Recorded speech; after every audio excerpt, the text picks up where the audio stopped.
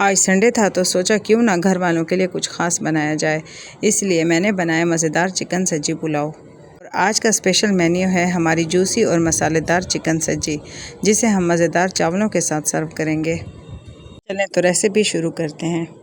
हम लेंगे थोड़ी सी सुरख मिर्च, थोड़ी सी काली मिर्च, थोड़ी सी हल्दी, 1 चम्मच भर के पिसा धनिया, 2 चम्मच चाट मसाला और हस्बे ज़रूरत नमक। फिर शामिल करेंगे 2 चम्मच सोया सॉस, 2 चम्मच चिली सॉस, 3 चम्मच के करीब सफ़ेद सिरका शामिल करेंगे और साथ ही 1 नींबू भी निचोड़ लीजिएगा। और अगर आपको मेरी वीडियो पसंद आ रही है तो आप मेरी वीडियो को लाइक कर दीजिए। मसाले को मिक्स करके एक साइड पर रख देंगे और उसके बाद हम एक साबित चिकन ले लेंगे। चिकन को अच्छे तरीके से धोने के बाद हमने चिकन का पहले सारा पानी खुश्क कर लेना है। फिर तमाम चिकन को गहरे कट लगा लेंगे। सब्जी खाने का असल मज़ा तभी आता है जब सब्जी ऊपर से सही क्रिस्पी हो और अंदर से जूसी हो। अच्छा, कट्स जितने गहरे लगाएंगे, एक तो सब्जी मुकम्मल तरीके से अंदर तक पक जाएगी और बहुत ही जूसी बनेगी। अब जो हमने मसाला तैयार किया था, हम सब्जी के ऊपर अच्छे तरीके से ये सारा मसाला लगा लेंगे। अब मसाला सिर्फ ऊपर से नहीं लगाना है, बल्कि अच्छी तरह से इन कट्स के अंदर तक लगाना है, ताकि हर बाइट में मसाले का भरपूर जायका आए। मैंने चिकन को मसाला लगाकर 4 घंटे के लिए रख दिया था। आप इसको ओवरनाइट के लिए भी रख सकते हैं और अगर चाहें तो फूड कलर भी यूज़ कर सकते हैं।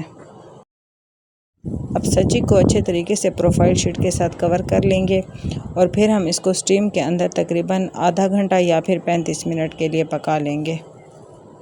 अच्छा, सब्जी को स्टीम करने के लिए मैंने एक बड़े पतीले के अंदर स्टैंड वाली छलनी रख दी थी और उसके ऊपर सब्जी को अच्छे तरीके से सेट कर आधे घंटे के लिए दम दे दिया था। आप देख सकते हैं कि सब्जी मुकम्मल तरीके से नरम हो चुकी है और थोड़ा थोड़ा पानी भी इसके अंदर बाकी है। अब इसको अच्छे तरीके से ऑयल के साथ ग्रीस कर लेंगे। आप चाहें तो बटर भी यूज़ कर सकते हैं।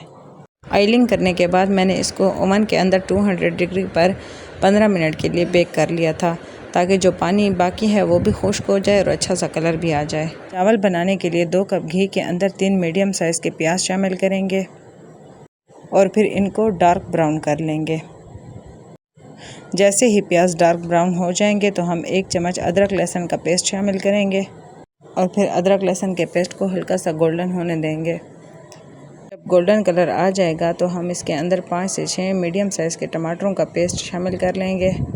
पेस्ट शामिल करने के बाद इसको हल्का सा पका लेंगे और साथ ही फिर हम शामिल करेंगे अपने बेसिक मसाले। हस्बे जायका या फिर हस्बे ज़रूरत सुरख मिर्च ले लेंगे, थोड़ी सी हल्दी शामिल करेंगे, हस्बे जायका नमक शामिल करेंगे और 1 चम्मच के करीब पिसा हुआ धनिया शामिल करेंगे और साथ ही शामिल करेंगे 1 चम्मच भर के पुलाव मसाला और 1 चम्मच भर कर बिरयानी मसाला। पुलाव और बिरयानी दोनों मसाले इसलिए शामिल किए हैं क्योंकि हम बना रहे हैं सब्जी के साथ पुलाव, ताकि ये जायके में थोड़ा सा डिफरेंट हो। फिर इस तमाम मसालों की हल्की सी भुनाई करने के बाद हम इसमें थोड़ी सी आलू इमली शामिल कर लेंगे। इमली शामिल करने के बाद फिर हम हल्की सी भुनाई कर लेंगे। मैं यहाँ पे तकरीबन 1.5 kg चावल बना रही थी, आप अपने हिसाब से मसाले लीजिएगा।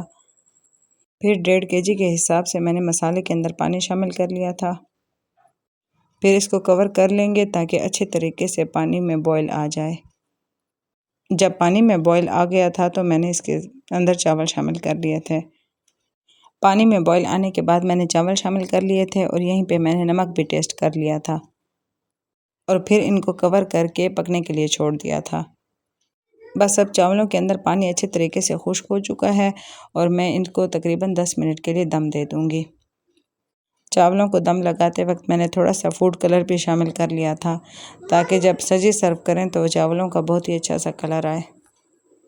और फिर ढक्कन को कपड़े के साथ कवर कर मैंने 10 मिनट के लिए दम लगा लिया था। क्या आप भी सब्जी पुलाव के साथ सर्व करते हैं या फिर नान के साथ? कमेंट करके ज़रूर बताइएगा। और ये देखें, पुलाव और सब्जी बिल्कुल रेडी हो चुके हैं। अल्हम्दुलिल्लाह, ये सब्जी जिस तरह दिखने में मज़े की लग रही है, इस तरह खाने में भी बहुत ही मज़े की थी। मेरी बताई हुई रेसिपी के मुताबिक आप भी ज़रूर ट्राई कीजिएगा।